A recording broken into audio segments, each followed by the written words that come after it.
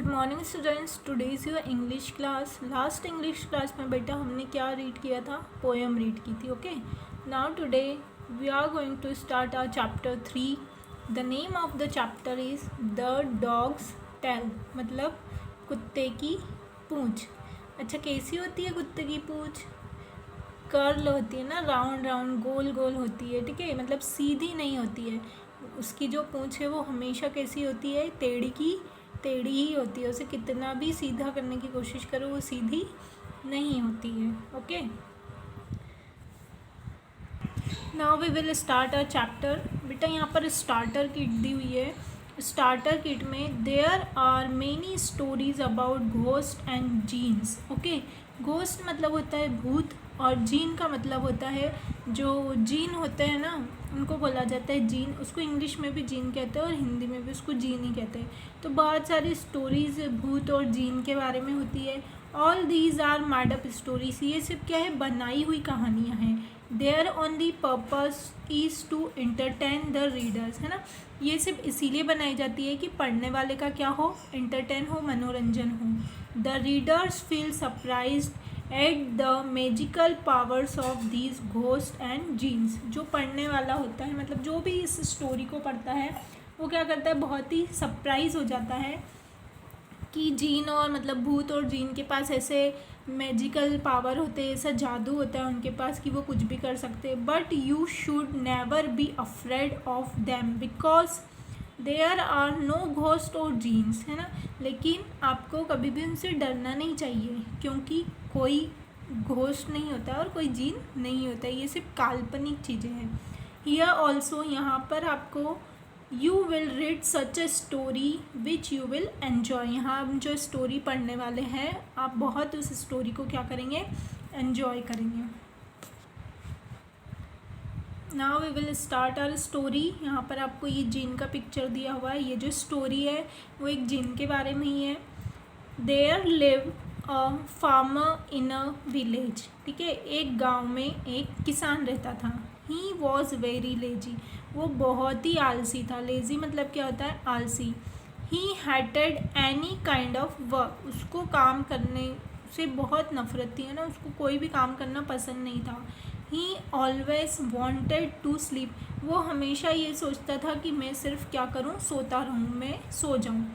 He would often से, वह हमेशा कहता था, I wish I had a genie as a servant, कि मेरे पास एक जीन होना चाहिए नौकर के रूप में। ठीक है, मतलब मेरा एक सर्वेंट होना चाहिए, एक नौकर होना चाहिए, और वह नौकर कौन होना चाहिए? जीन होना चाहिए।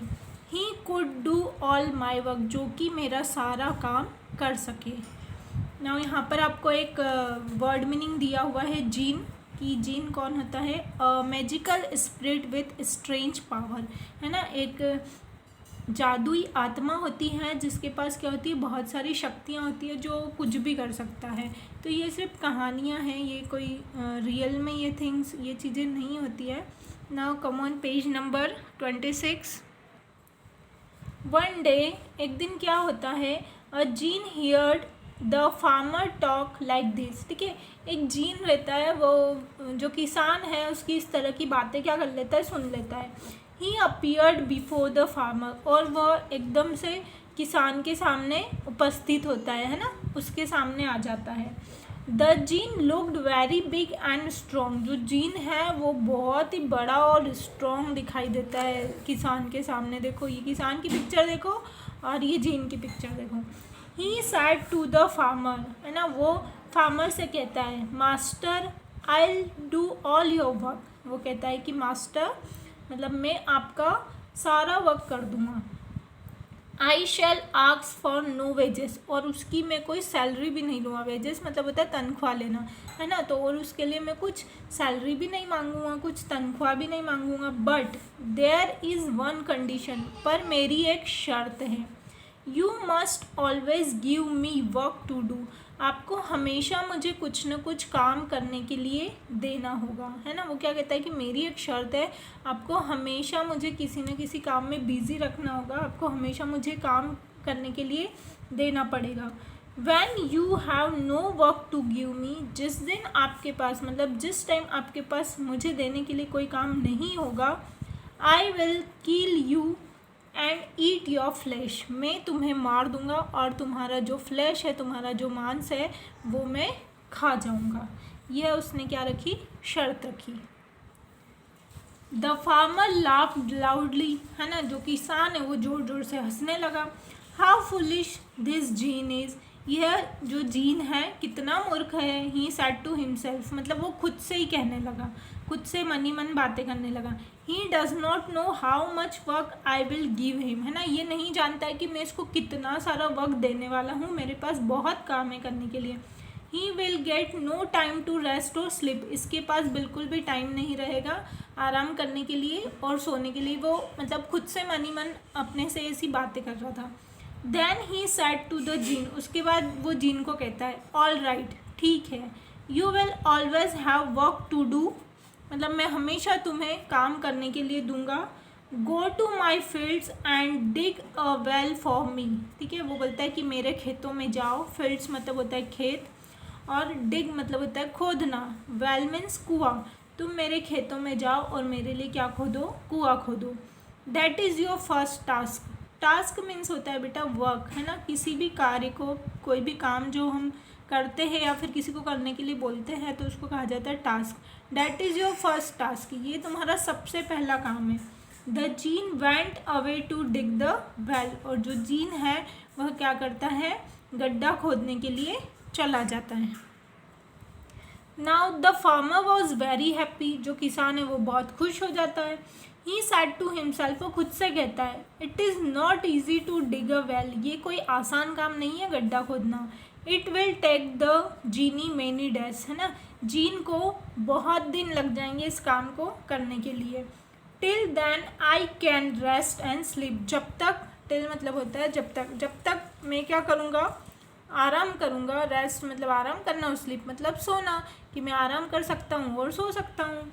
The farmer lay down on his bed and prepare to sleep, जो फार्मर किसान होता है वो अपने बेड पर लेटता है और सोने की तैयारी करता है। But as soon as he closed his eyes, पर जैसे ही वो अपनी आइज़ क्लोज करता है, अपनी आंखें बंद करता है, द जीन कैम बैक, जो जीन है वो वापस आ जाता है।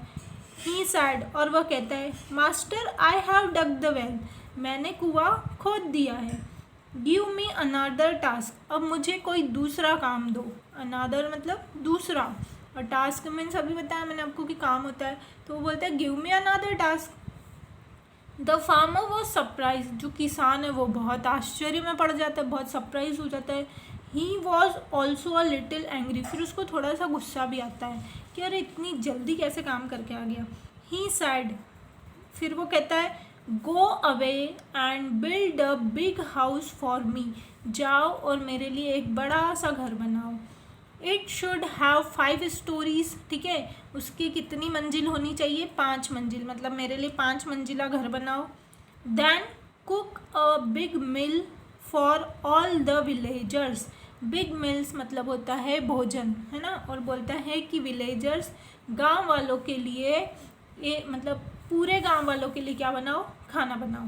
अगर पूरे गांव वालों के लिए खाना बनाएगा तो उसके लिए क्या बोला उन्होंने, बिग मील, बहुत सारा भोजन बनाओ जो पूरे गांव वालों को हो जाना चाहिए। Now go away and don't disturb my sleep, अब तुम जाओ और मुझे मेरे सोने में डिस्टर्ब नहीं करना। Master I do all that said the genie, है ना, जीन कहता है कि ठीक है मैं ये सारा काम कर दूंगा। It was not more than half an hour when the gene came back, ठीक है, आधा घंटा भी नहीं हुआ और जो जीन है वो वापस आ गया। He woke the farmer and said, he woke the farmer, अब वो किसान को जगाने लगा और कहने लगा, master the house is built and the big mill is ready, है ना, जो घर है वो भी मैंने बना दिया और भोजन भी रेडी है, मैंने खाना भी बना दिया।